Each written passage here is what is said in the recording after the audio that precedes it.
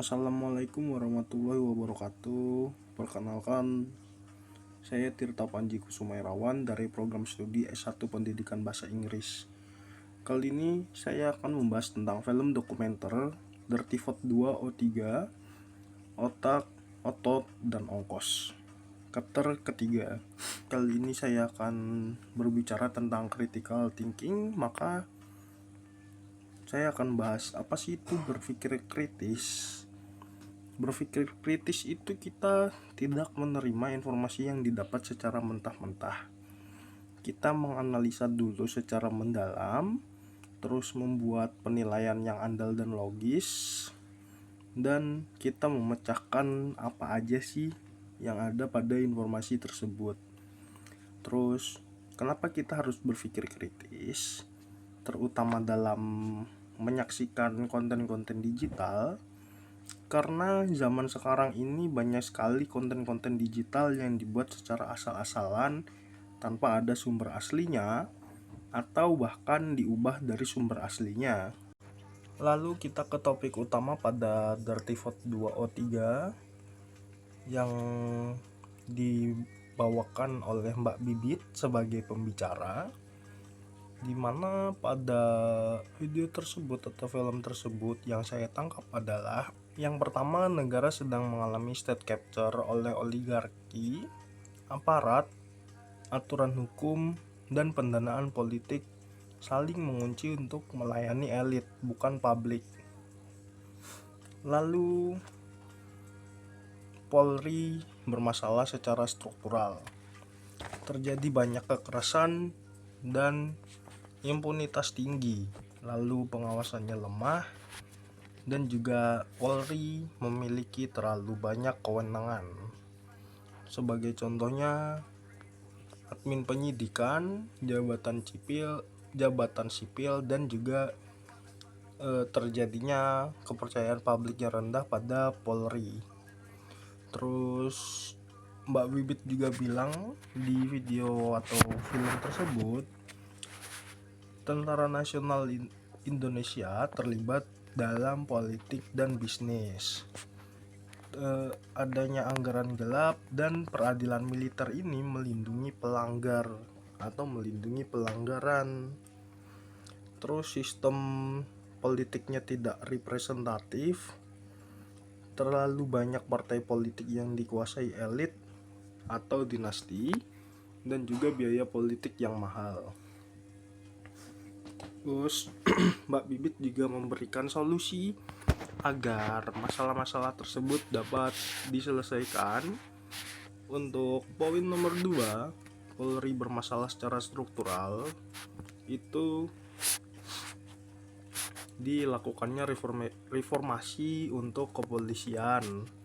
Dan juga untuk poin nomor 3, klaim ketiga, TNI yang terlibat dalam politik dan bisnis, dilakukannya reformasi TNI.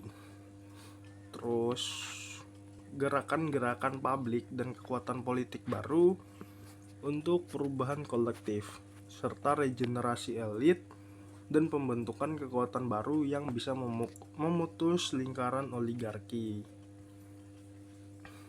Apakah klaim tersebut eksplisit atau implisit? Eksplisit menurut saya itu ada pada poin nomor 2, yang dimana Polri ini bermasalah. Sebagai contohnya ya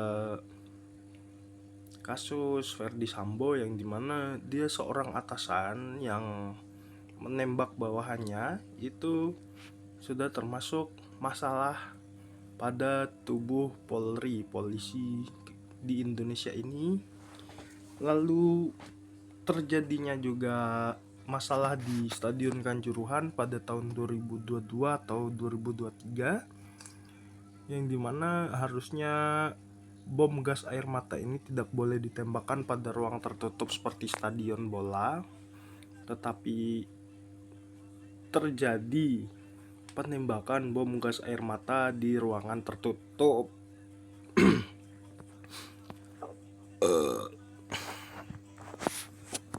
Lalu untuk klaim implisit itu ada pada klaim nomor 1, negara sedang mengalami state capture.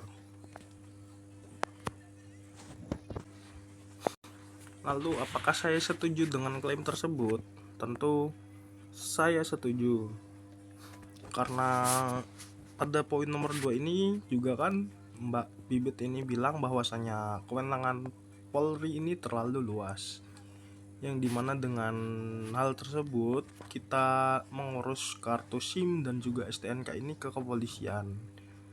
Di video itu Mbak Bibip atau Mbak Bibit gitu ya, saya lupa, dia cerita saat dulu pernah belajar di luar negeri, dia membuat SIM itu nggak ke kepolisian tapi ke kantor daerah. Dan ketika SIM-nya itu jadi, dia ngambilnya ya ke kantor daerah di daerah tersebut. Lalu juga karena kan saya belum bikin SIM, dimana ujian SIM di Indonesia ini tuh nggak masuk akal ya untuk seorang pemula atau yang baru saja menguasai cara berkendara. Itu ujian prakteknya kata teman saya yang berpengalaman itu udah kayak lagi latihan MotoGP. Jadi tikungannya itu sangat tajam kata mereka yang berpengalaman dari teman-teman saya ini.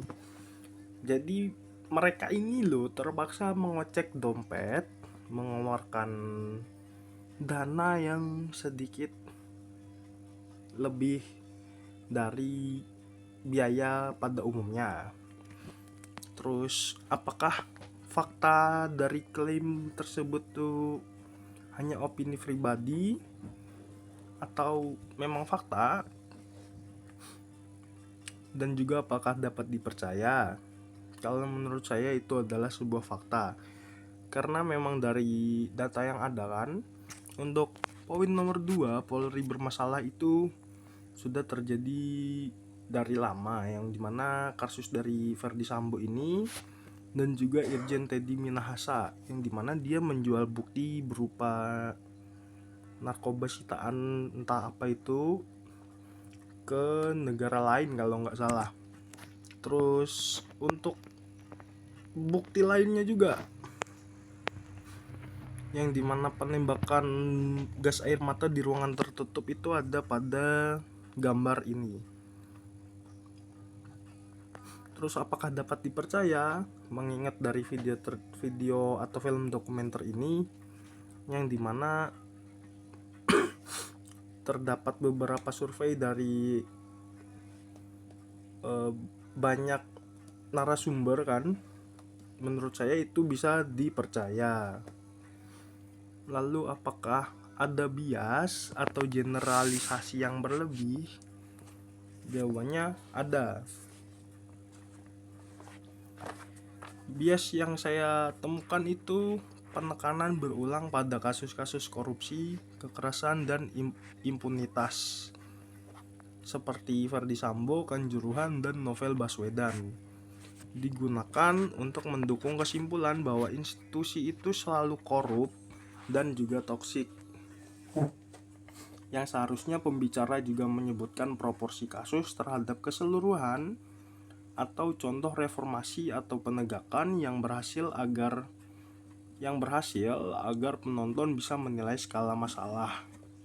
Lalu generalisasi, yang dimana pada saat klaim nomor 2 itu bilang bahwa semua atau seluruh korban polisi selalu menjadi pelaku kekerasan. Frase seperti kekerasan polisi adalah tema yang dialami oleh semua orang, dan semua kekerasan ini korbannya adalah kita. Terus apa sih dampak positif dan negatif yang terjadi apabila pesan dalam video diikuti secara luas oleh masyarakat? Yang dimana Mbak Bibip ini ada bilang kan dilakukannya reformasi polisi atau TNI dan regenerasi elit gitu kan. Di video tersebut dampak positifnya adalah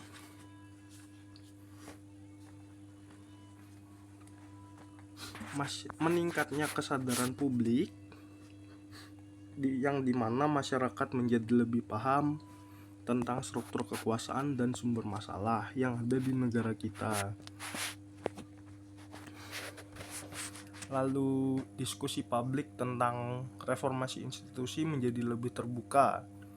Warga bisa lebih vokal dan kritis, lalu masyarakat tidak lagi pasif, dan partisipasi publik dalam isu hukum, kebijakan, dan pemilu meningkat.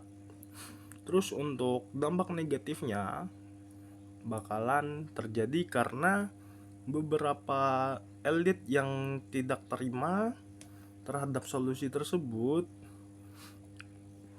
akan meningkatkan resiko tindakan represif, lalu berpotensi munculnya kelompok oportunis dan resistensi dari pihak yang merasa dirugikan, yaitu ya oknum-oknum polisi dan TNI, lalu elit-elit, lalu para dinasti-dinasti yang ada gitu kan. Dan itu dari apa yang saya dapatkan dari video tersebut. Sekian dari saya, mohon maaf apabila banyak kurangnya dari apa yang saya bicarakan. Dan menurut saya ya, untuk kesimpulan tentang berpikir kritis ini, ya berpikir kritis itu sangat penting, apalagi kalau kita menyaksikan konten digital, contohnya kayak Dirty Vote 2 O3 ini gitu. Ya itu saja. Wassalamualaikum warahmatullahi wabarakatuh.